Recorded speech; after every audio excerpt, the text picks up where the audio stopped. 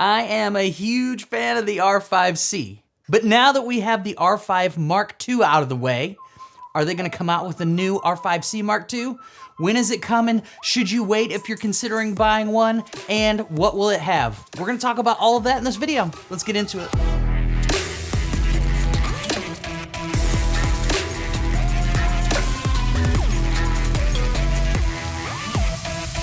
Well, hi there. If you don't know who I am, my name is Tony, and I am a filmmaker and a photographer in the St. Louis area, so the R5C is near and dear to my heart because it is the perfect hybrid camera.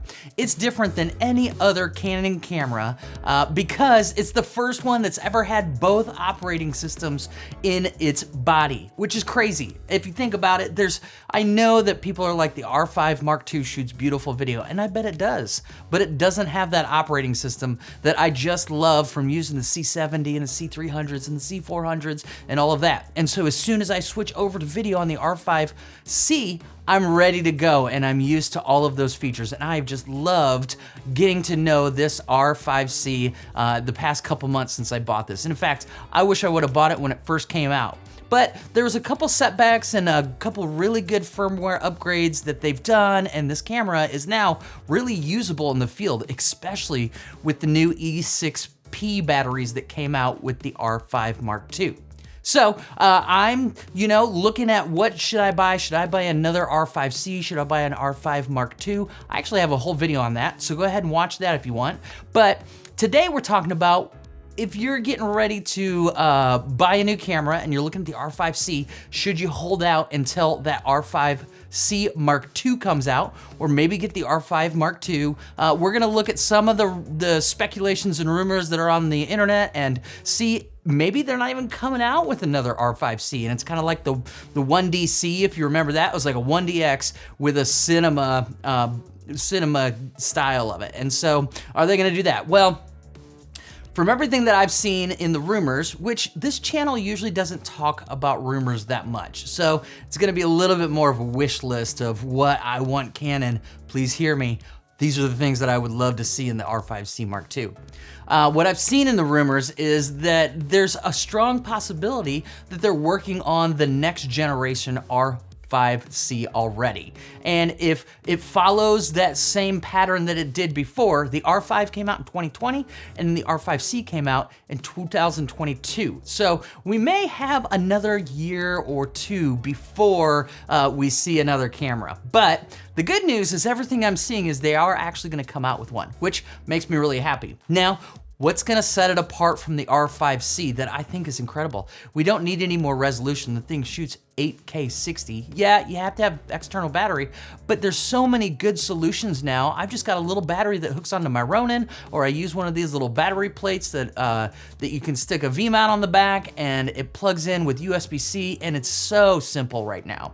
There's so many different options to take care of some of those things, but we don't ever have trouble with overheating. We've got both operating systems. What else could we want? Well, if we start to look at some of these new cameras that have come out, the R6 Mark II, which I heard they're coming out with the Mark III pretty soon, which is crazy. We look at the R5 Mark II, that has some features, even the C80, if we look at that one, which if you would have told me they were gonna shove a full frame in the C70, oh my gosh, beautiful camera. Now for me though, I don't want that camera. I want the R5C that's upgraded, because I love being able to flip it over the photo mode and use that camera for photo sometimes, use that camera for video sometimes, and not ever feel like I'm being held back, which the R5C does. All right, so let's talk about some of these things that I would love to see in the R5C Mark II. Obviously, I think we'll see a full-size HDMI, potentially even an SDI, inspired from the C80. They were able to stick that on there. What would it look like for us to have an SDI port on the R5C Mark II? I think most of us would be really happy with the full-size HDMI though, which I think is really a necessity. And I think Canon is working on that, and now that they've got the R5 Mark II with a full-size HDMI, I think that's kind of a no-brainer. So we'll be able to see that for the most part. Another thing that we might see trickle down from the R5 Mark II is some different options when it comes to RAW. What about 4K RAW? What about 8K not RAW? those would be really nice. If we could shoot an 8K, XF AVC, I would be shooting in that right now. But I'm shooting 4K because I just don't want that giant raw file size. Those things are gigantic.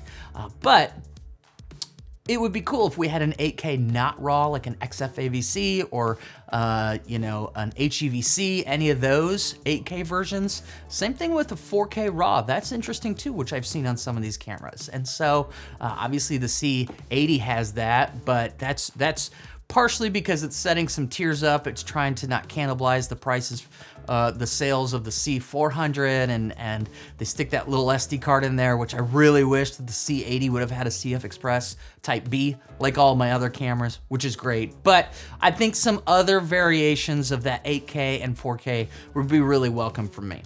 The other thing is it'd be cool to do some Bluetooth, like gimbal control. And what happens is I can't plug my R5C into the Ronin anymore because I'm using that USB-C as power. And so I know that there's solutions with Sony and maybe even some of these other cameras that are able to control the camera through the gimbal through Bluetooth. And so I think that would be really nice and necessary, especially if they can figure out how to make that work with the video operating system. I'm sure that that's a hang up too.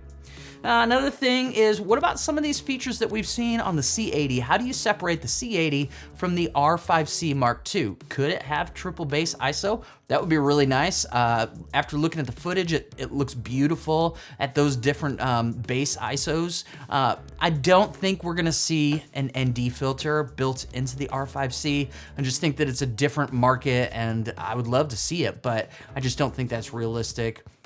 And then the other thing is, just some of those extra features like the SDI port, which once again, I don't know, we can dream, right? We're building the perfect camera, so bring it on, Canon. And then, what about some of these other features that we've seen kind of trickled out, these upgraded ones that may or may not be in the R5C now? I'm actually curious what you're thinking. What features would you like to see in the R5C? If it were me, and it is me, I'm getting ready to buy yet another camera, kind of building out things. Things are kind of exploding with my business, which has been really fun. And so I think what I'm gonna do is probably buy an R5 Mark II because my R5 is starting to really show its age. And I may even sell that R5. Somebody wants a good deal, reach out to me on Instagram because I'm probably gonna sell that R5 and get the R5 Mark II so that I have it. It still shoots great video, but then I'm probably gonna buy another R5C right now, even though that camera is kind of dated itself now that the R5 Mark II is out and the R1. I still really believe in that R5C. I think it's just a great camera.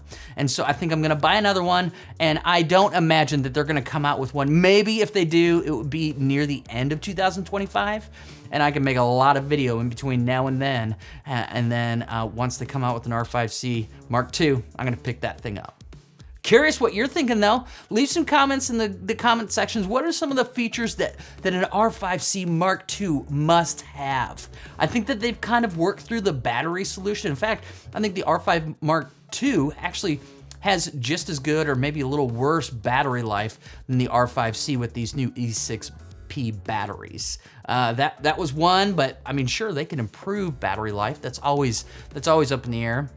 What are some of the other hangups, with the autofocus? I'm sure a lot of people want to see some of that autofocus trickle down. But for me, I don't mind the cinema autofocus. It has dual pixel autofocus 2, I think is whatever it's called.